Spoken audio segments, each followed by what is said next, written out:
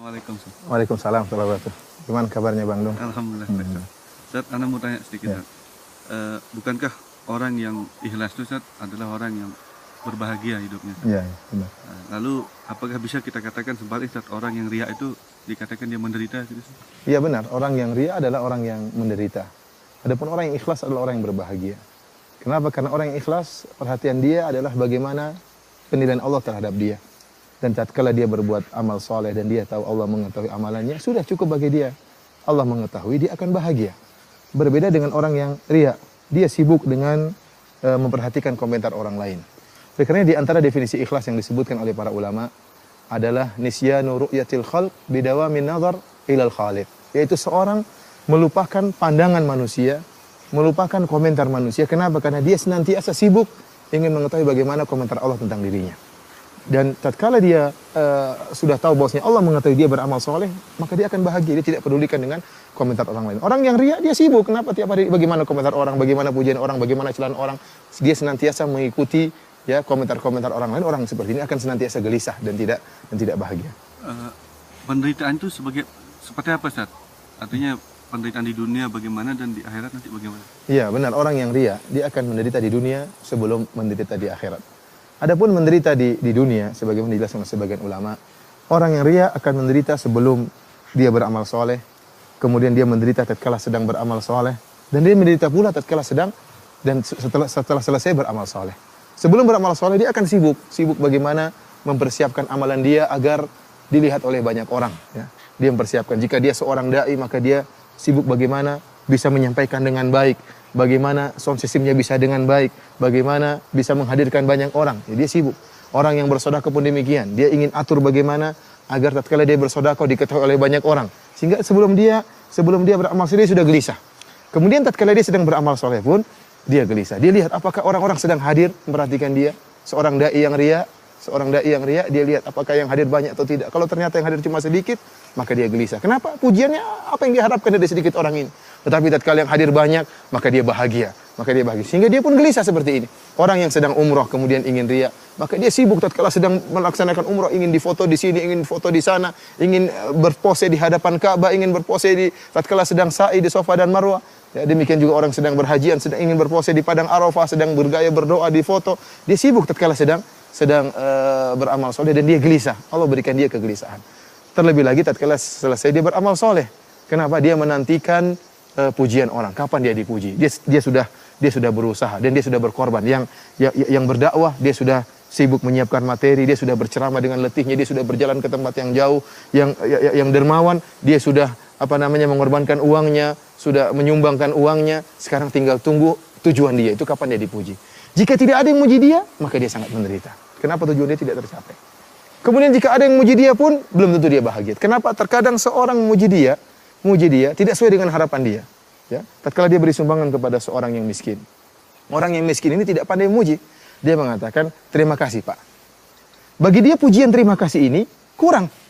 Seharusnya orang miskin tadi mengatakan, "Terima kasih, Pak. Sungguhnya ini adalah bantuan yang paling besar. Kalau tidak ada bantuan ini saya akan meninggal dunia, Pak." Dia ingin seperti itu, dipuji diangkat setinggi langit. Tapi ternyata orang yang dibantu tidak pandai memuji, maka dia pun gelisah. Dia sedih ternyata pujiannya seperti itu. Ya, oleh karenanya sebagian ulama menyebutkan kisah tentang seorang yang sedang sholat. Ya, seorang sedang sholat, kemudian tatkala dia sedang sholat, ada dua orang di sampingnya sedang ngobrol-ngobrol. Kemudian yang satu mengatakan kepada yang lain, "Lihatlah orang yang sedang sholat itu, orang ini rajin sholat." Rupanya orang yang sedang sholat ini, dia juga sedang berpuasa dan dia mendengar pujian mereka. Tatkala dia tahu pujiannya masih kurang, ada dia sedang berpuasa, mereka tidak tahu, maka dia pun mengatakan, membatalkan sholat. Dia mengatakan, "Saya juga sedang berpuasa." Agar mereka tahu bahwasanya dia bukan cuma sedang sholat, tapi dia juga sedang berpuasa. Kenapa? Dia tidak puas dengan pujian yang tidak sesuai dengan dia harapkan. Oleh karenanya orang seperti ini gelisah. Kemudian tatkala dia dipuji pun sesuai dengan yang dia harapkan, dia akan gelisah lagi. Kenapa? Dia berharap pujian tersebut berkesinambungan. Dan kita tahu namanya orang tidak mungkin muji terus-menerus. Terkadang dia muji, terkadang dia kurang pujiannya, terkadang dia mencela, maka dia pun senantiasa dihinggapi dengan kegelisahan. Dan Bang Dung yang paling menderita, orang yang menderita, tatkala muncul seorang yang menyaingi dia. Namanya orang yang ria, dia ingin dinomorsatukan.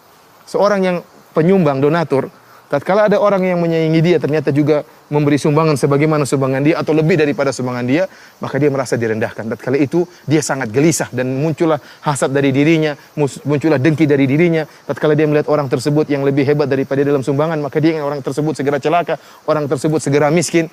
Ini penderitaan yang luar biasa yang dihadapi, yang dirasakan oleh seorang yang riya. Demikian juga seorang dai. Seorang dai yang ternyata tujuan dia bukan ilallah, bukan kepada Allah, tapi dia menyuruh manusia untuk berdakwah kepada dia. Begitu ada seorang dai yang lain yang kemudian ceramahnya bagus, ceramahnya lebih hebat, maka dia akan menderita. Kenapa? Ada saingan. Ada saingan bagi dia. Orang seperti ini sangat menderita. Maka dia berusaha menjatuhkan saingan dia tersebut. Kenapa? Karena dakwah dia bukan karena Allah Subhanahu wa taala. Dan ini penderitaan yang luar biasa bagi seorang yang riya di dunia. Yang di akhirat. Oh iya, yang adapun penderitaan seorang yang riya di akhirat, ya. Maka penderitaan mereka bertubi-tubi orang-orang yang riya. Yang pertama, Bang Dung, orang-orang yang riya, ya, akan dipermalukan oleh Allah Subhanahu wa taala. Ya, Allah Subhanahu wa taala akan permalukan mereka. Dalam satu hadis dalam riwayat Al-Bukhari, kata Nabi sallallahu alaihi wasallam, "Man samma Allahu bih wa man yura'i lahu bih." Barang siapa yang beramal soleh agar disebut-sebut, maka Allah akan sebutkan niat busuknya, Allah akan bongkar di hadapan khalayak. Barang siapa yang beramal soleh supaya riya, supaya dilihat oleh orang lain, Allah akan menampakkan keburukan niatnya tersebut di hadapan khalayak. Bukan di depan satu dua orang, tapi di hadapan khalayak. Bagaimana seorang tidak dipermalukan? Dia permalukan. Dia dahulu nampaknya seorang yang ikhlas, seorang yang dermawan ikhlas, seorang dai nampaknya ikhlas. Ternyata ada niat busuk dalam dirinya. Dia ingin dipuji, ingin diagungkan, ingin dinomorsatukan, dan itu akan dibongkar oleh Allah Subhanahu wa taala di hadapan murid-muridnya, di hadapan teman-temannya. Ini dipermalukan oleh Allah. Oleh karenanya di antara tafsiran hadis ini disebutkan oleh Hafidz Ibnu Hajar rahimahullah dalam Fathul Bari, bahwasanya Allah Subhanahu wa taala mempermalukan dia dengan menampakkan pahala-pahala amalan soleh dia. Jika dia seorang dai, jika dia seorang dermawan, jika dia seorang mujahid, Allah akan nampakkan pahala-pahala dia di hadapan dia. Begitu dia senang dengan pahala-pahala tersebut, tiba-tiba Allah Subhanahu wa taala menjadikan pahala tersebut seperti debu yang berterbangan. Ya, dia memperdaya manusia dengan menampakkan dirinya ikhlas ternyata tidak ikhlas, maka Allah akan perdaya dia di akhirat kelak. Ini yang pertama, dipermalukan di hadapan khalayak. Yang kedua, Allah Subhanahu wa taala mempermalukan dia dari sisi yang lain. Allah menyuruh dia untuk mencari ganjaran dari orang-orang yang dia riya. Kata Nabi sallallahu alaihi wasallam dalam hadis riwayat Imam Ahmad, kata Nabi sallallahu alaihi wasallam, "Akhwafu ma akhafu alaikum asyirkul asghar." Yang paling aku khawatirkan menimpa kalian adalah syirik kecil. Para sahabat bertanya, "Wa ma syirkul asghar?" Apa itu syirik kecil wahai Rasulullah sallallahu alaihi wasallam? Kata Nabi sallallahu alaihi wasallam, "Ar-riya, syirkul asghar adalah riya." Kemudian beliau mengatakan, Rasulullah SAW mengatakan, "Yaqulullahu tabaraka wa ta'ala yaumal qiyamah hina jazan nas." Allah akan berkata, Yaqulullahu tabaraka wa ta'ala li haula, Allah akan berkata kepada orang-orang yang riya pada hari kiamat tatkala Allah memberi balasan kepada manusia. Kata Allah Subhanahu wa taala, "Idhabu ila alladziina kuntum turauna fid dunya." Kalian orang-orang yang riya, pergilah kalian mencari balasan kepada orang-orang yang dulu kalian harapan pujiannya. Fanzuru hal tajiduna indahum jazaan. Maka lihatlah apakah kalian akan mendapatkan balasan dari orang-orang tersebut. Dulu kalian beramal soleh karena ingin dipuji oleh kiai. Dulu kalian beramal soleh karena ingin dipuji oleh pejabat. Dulu kalian beramal soleh agar dipuji oleh guru. Apakah mereka akan bisa memberi balasan? Sepeser pun tidak ada, sedikit pun tidak ada. Karena pada hari kiamat jaza balasan hanya dari Allah Subhanahu wa taala. Ini pun bentuk dipermalukan, ya. Allah mengatakan, kalian dulu mencari muka sama orang tersebut, cari muka sama orang tersebut. Bayangkan bagaimana kalau kita mencari muka kepada orang yang buruk, orang yang ternyata masuk dalam neraka jahanam. Kita dipermalukan, kata Allah, cari itu. Itu kalian dulu mencari muka kepada orang tersebut, tuh orang tersebut ternyata dalam neraka jahanam. Ini suatu perkara yang sangat memalukan bagi orang-orang yang riya. Kemudian penderitaan orang yang riya di akhirat pula, mereka adalah orang yang pertama kali diazab oleh Allah Subhanahu wa taala. Dalam satu hadis Nabi sallallahu alaihi wasallam menyebutkan, awwalu ma yuqda yaumal qiyamah. Orang yang pertama kali disidang oleh Allah Subhanahu wa taala adalah 3 orang. 3 orang yang melakukan amal-amal soleh yang sangat luar biasa. Yang pertama adalah rajulun ustusyhid, seorang yang mati syahid. Ya, maka Allah fa'utiya bihi, Allah datangkan orang yang mati syahid ini. Kemudian Allah fa'arrafahu ni'amahu fa'arafaha. Allah ingatkan nikmat-nikmat yang Allah berikan kepada orang ini, dan dia ingat nikmat-nikmat tersebut. Ya, Allah jadikan dia seorang pemberani, Allah jadikan dia seorang yang pandai menggunakan senjata. Ya, maka Allah bertanya, "Wa ma amilta fiha?" Apa yang kau lakukan dengan nikmat-nikmat tersebut? Kata dia, "Qataltu fika hatta stushhid." Ya Allah, aku berperang ya karena engkau sampai aku meninggal dunia. Kata Allah Subhanahu wa taala, "Kadzabta, engkau dusta.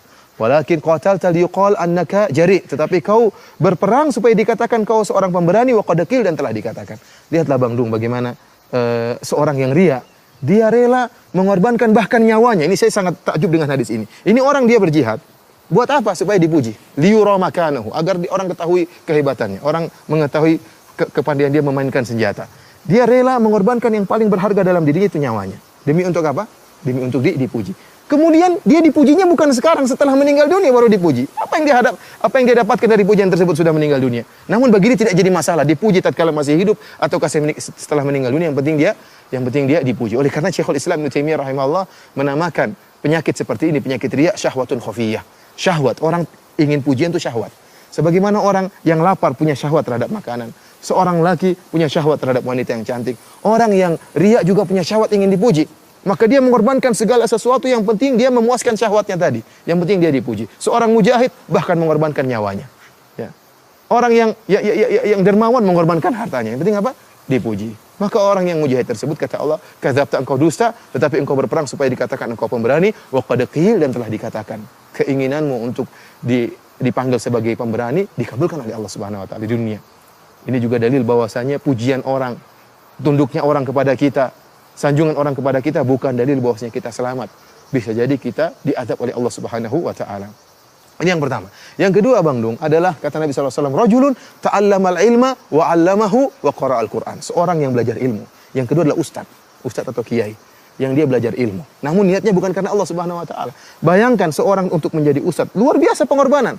Dia harus belajar, harus bangun malam, kemudian harus menghafal Al-Quran, harus menghafal hadis-hadis Nabi SAW, harus menghabiskan waktu banyak untuk membaca buku-buku para ulama, kemudian dia kemas dalam suatu ceramah yang indah. Ternyata niatnya bukan karena Allah Subhanahu wa taala supaya ingin dipuji.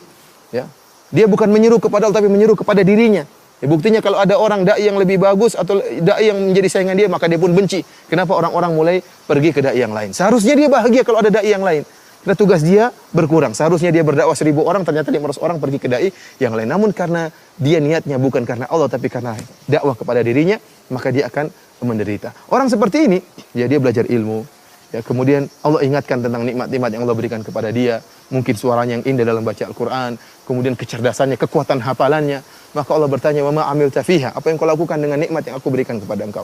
Kata dia, ta'allamtul ilma wa qara'tu fikal Qur'an. Aku belajar ilmu ya Allah, dan aku baca Al-Quran karena engkau ya Allah. Kata Allah, kadzabta, engkau dusta, tetapi engkau mengajarkan Al-Quran liuqal annaka qari', supaya dikatakan engkau adalah ahli baca Quran, wa qad qil, dan telah dikatakan. Tsumma umira bihi fasuhiba ala wajhi hatta ulqiya finnar. Maka Allah merintahkan para malaikat untuk menggeret orang ini di atas wajahnya, kemudian dilemparkan dalam neraka jahanam. Ini yang kedua. Yang ketiga, Bang Dung, yang disiksa pertama kali pada hari kiamat adalah seorang yang dermawan. Kita tahu dermawan adalah ibadah yang sangat mulia, membantu orang lain.